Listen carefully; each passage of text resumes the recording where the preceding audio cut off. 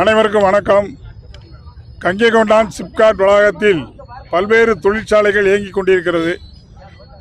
முத்தமிழறிஞர் கலைஞர் அவர்களால் துவக்கி வைக்கப்பட்ட அந்த நிறுவனங்கள், அதில் நோவா கார்பன் பிரைவேட் லிமிடெட்னு ஒரு கம்பெனி இருக்குது. ஏறத்தாழ ஒரு 400 தொழிலாளர்கள் இங்கே வேலை பார்க்காங்க. 16 ஆண்டுகளாக அங்கே வேலை பார்த்துட்ருக்காங்க. நல்ல முறையில் வேலை பார்த்துட்ருக்காங்க.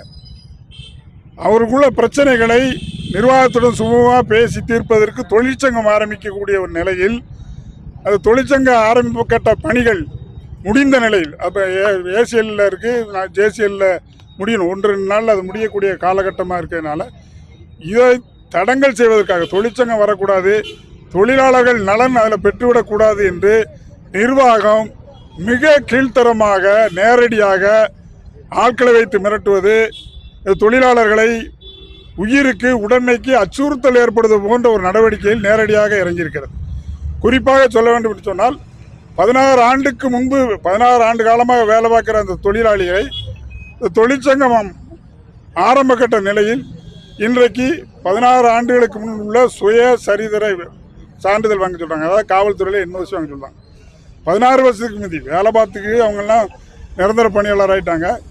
இப்போ போய் நீ NOC வாங்கிட்டு வா, இல்லைன்னா உன்னை 15 நாள் சஸ்பெண்ட் பண்ணுவோம்னு எந்த சட்டத்திலையும் இல்லை. இயற்கை நீதிக்கு புறம்பாக, தொழிலாளர் நல சட்டத்துக்கு விரோதமாக தொழிலாளர்களை நேரடியாக நிர்வாகத்துடைய உயர் அதிகாரிகள் அச்சுறுத்துவதை கண்டித்து இன்றைக்கு மாவட்ட ஆட்சியரிடம் தொழிலாளர்கள் ஒன்றிணைந்து மனு கொடுக்க வந்திருக்காங்க. வேறு ஒன்றுமே இல்லை.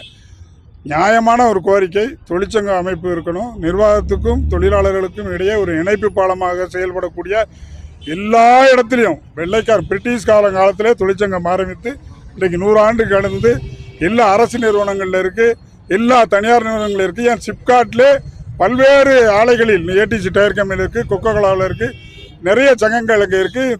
தோமுசா மட்டும் இல்லை, CIT இருக்குது, AITC இருக்குது, பல அமைப்புகள்லாம் இருக்குது. ஆனால் தொழிற்சங்கமே வரக்கூடாது, தான் நின்று ஹிட்லர் மாதிரி அந்த நிர்வாகத்தை நடத்துவதற்கு முதலாளிகள் அல்ல, முதலாளிகளால் நியமிக்கப்பட்ட அதிகாரிகள் தான் முதலாளி. இதெல்லாம் கார்பரேட் கம்பெனி என்பதையும் அவர்கள் தெரிந்து கொள்ள வேண்டும். நோவா கார்பன் தொழிலாளர்கள் நலம் ரொம்ப முக்கியம். அதில் அவங்க பல்வேறு சூழலில் பாதிக்கப்பட்டு கொண்டிருக்கார்கள் தொழில் ரீதியாக. எனவே தான் மாவட்ட ஆட்சியரிடம் நிலைமையை விளக்கி மனு கொடுக்க வந்திருக்கிறோம். நன்றி.